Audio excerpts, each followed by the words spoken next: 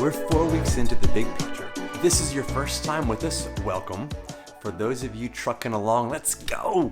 We've been following the Joseph of the Old Testament, and his life has been all sorts of wild and crazy.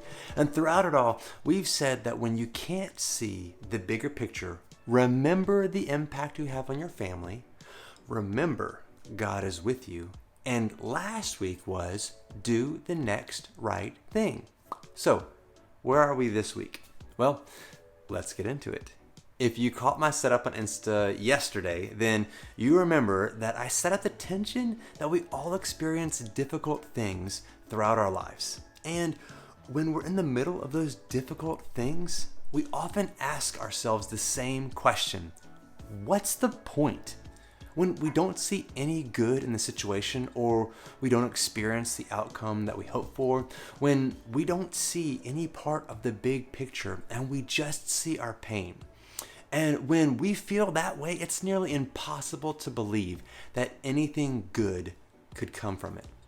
What is the point? Well, that brings us right back to our boy Joseph. Remember how we said Joseph found himself in the middle of a lot of difficult and painful and frustrating circumstances. Well, after his own brothers threw him in a well and Joseph was sold into slavery, he was taken to Egypt to work for a guy named Potiphar. And just as things were starting to look up for Joseph, Potiphar's wife falsely accused him of having an affair with her and had him thrown into prison. Hit after hit, Joseph cannot catch a break. Can you imagine how Joseph must have felt sitting there in prison? God, you've got to be kidding me. I mean, could things get any worse? How long will terrible things keep happening to me? What is the point of all of this, God?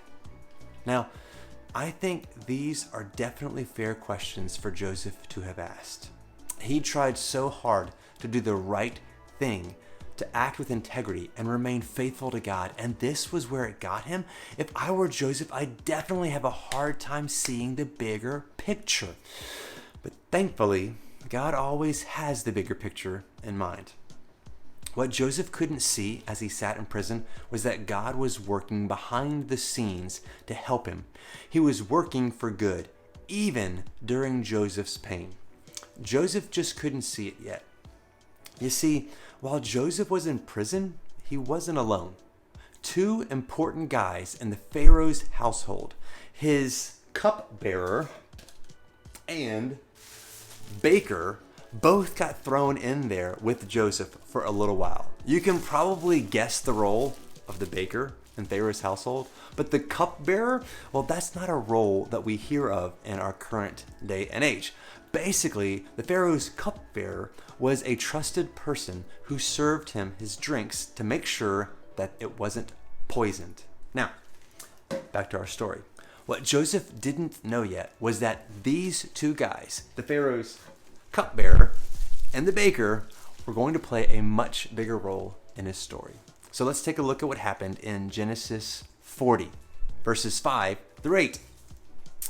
While they were in prison, Pharaoh's cupbearer and baker each had a dream one night, and each dream had its own meaning. When Joseph saw them the next morning, he noticed that they both looked upset. "Why do you look so worried today?" he asked them. And they replied, "We both had dreams last night, but no one can tell us what they mean." Okay, let's stop right here. At first glance, this doesn't seem like that remarkable of a story, right? Two dudes had a couple of weird dreams. That's not that important, right? Wrong. Who was paying attention all the way back to week 1 and remembers that at this time, during this age, dreams were believed to be predictions of what might actually happen in the future. So often, when people had dreams, they would seek out someone to help them figure out the meaning so they could understand what was to come in the future. And, well, remember back in week 1, Joseph knew that God could help him interpret dreams. So he told the cupbearer, and the baker just that. Then Joseph listened to their dreams and interpreted them as God had shown him what they meant. God revealed to Joseph that the cupbearer's dream meant that Pharaoh was going to restore him to his position in 3 days. Yes, good news. But then Joseph told the baker that his dream meant that in 3 days, Pharaoh was going to, execute him. Good feelings gone. Either way, after Joseph helped these two guys understand their dreams, he had just one request, mainly for the cupbearer, that when he got restored to his position with the Pharaoh, to mention Joseph and help him get out of prison. So what happened next? Pharaoh's birthday party came 3 days later, and he prepared a banquet for all his officials and staff. He summoned his chief cupbearer and chief baker to join the other officials. He then restored the chief cupbearer to his former position so he could again hand Pharaoh his cup. But Pharaoh impaled the chief baker just as Joseph had predicted when he interpreted his dream. Pharaoh's chief cupbearer, however, forgot all about Joseph, never giving him another thought. Okay, I think there are two things important to note about this passage. First, everything God told Joseph would happen did happen. Sorry, Baker.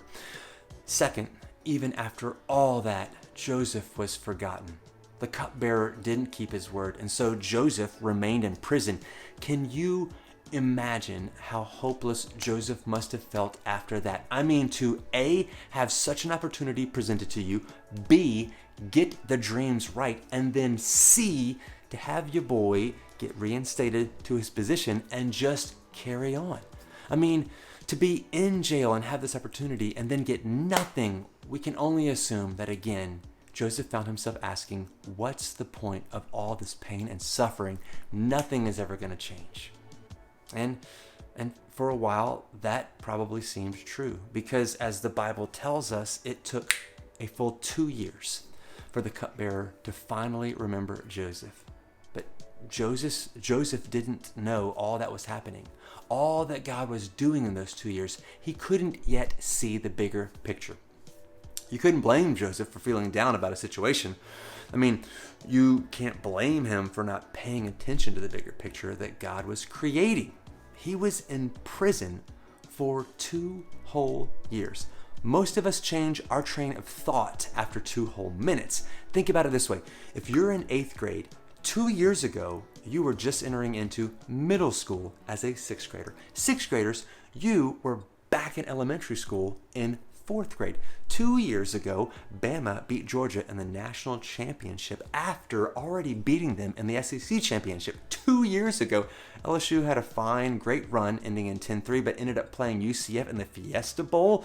2 years ago, you were jamming to God's Plan by Drake, Perfect by Ed Sheeran, Havana by Camila Cabello, and a ton of Post Malone. Lord, help us. 2 years ago, we were watching Black Panther, R.I.P. Chadwick Boseman, and Infinity War dropped, and we were wondering how long we had to wait for Endgame to resolve it all. Look, all I'm saying is 2 years is a long time.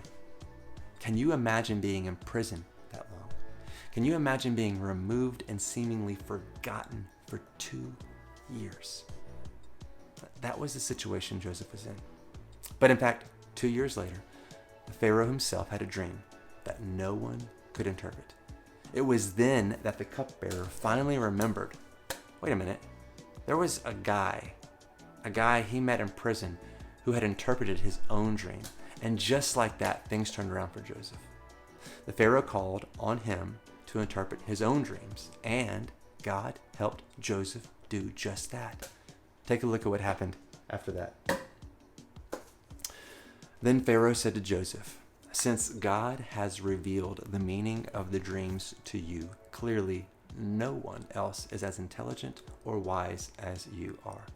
You will be in charge of my court, and all my people will take orders from you. Only I, sitting on my throne, will have a rank higher than yours. Finally, after all the struggle and suffering, after slavery and imprisonment and abandonment, Joseph finally got maybe the greatest news anyone could get, second in command to the highest position in the land. This wasn't just about to change his life for the better. This changed everything. And like it was about time, right? But here's the thing. This is not about Joseph finally getting good news.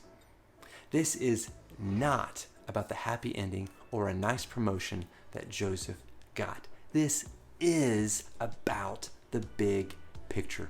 What Joseph didn't realize during that time in prison was that God was writing the bigger story. Joseph didn't see then that right there in the middle of a painful and difficult circumstance, he was positioned to do something great, something only God could prepare for him to do. Joseph's story was painful and filled with problems, but through those problems, God was creating a better future for Joseph. Joseph just had to be willing to trust that God could use him right where he was. That even during Joseph's pain and problems, God was working behind the scenes for his good. And I think the same can be true for me and you.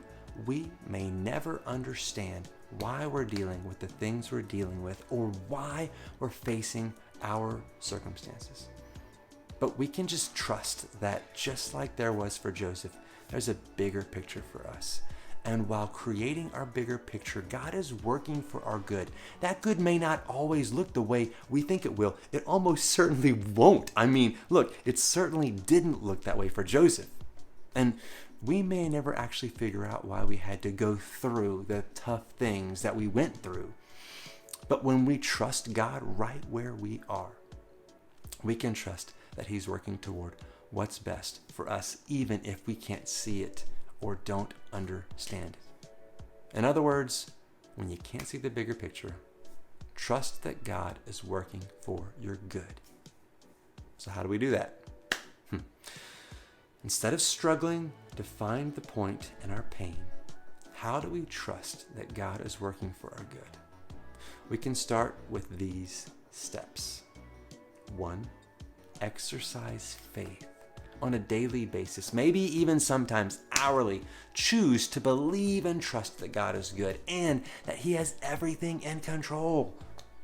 In those moments when you don't feel like you believe or when the pain is too much, say something like this over and over until you start to believe it. God, you are good no matter what, and you have everything in your control. 2, look for the good. While you're in your difficult situation, it's normal to want to rush past the problem, but sometimes when you pause and take a step back, you can learn something about yourself and others. Sometimes you can grow in the process. And while you won't always see the ways in which God is working for your good, you can still make a choice to look for it. And you can look back on the times when God worked for your good in the past, even when you didn't realize it at the time. Lastly, seek encouragement. When you lose sight of the truth that God is working for your good, lean into someone else. Ask them to tell you a story of when God was working for their good, even when they couldn't see the bigger picture. Use their experience to encourage you during difficult times. We tease that I'm the old man on our team, and I guess I am. If you need some help with this, seriously, I have loads of stories I can share with you. Times when I couldn't see what God was doing until we passed through the heartache, trouble, or mess that we were in. We are made for community. So please use it and seek encouragement. So remember, when you can't see the bigger picture, trust that God is working for your good. We will continue this conversation in our community group this coming week. I hope those have been helpful for you. I know it's probably been really weird, but we're trying to make the most of it. And you're not crazy, because I totally botched dropping community group video 2 weeks ago and dropped 2 this past week, but they're so worth it. 2 weeks ago was a blast to make as we looked at some epic lost tantrum videos and what that looked like. So it was a really fun. So they're both up there. Look, as we leave here, I want you to think about this and internalize what we've been talking about. What's one situation in my life right now that I don't understand the point of? Don't get overwhelmed with all situations, but think about one. What's one that you don't understand the point of? And I will see you this week. Later.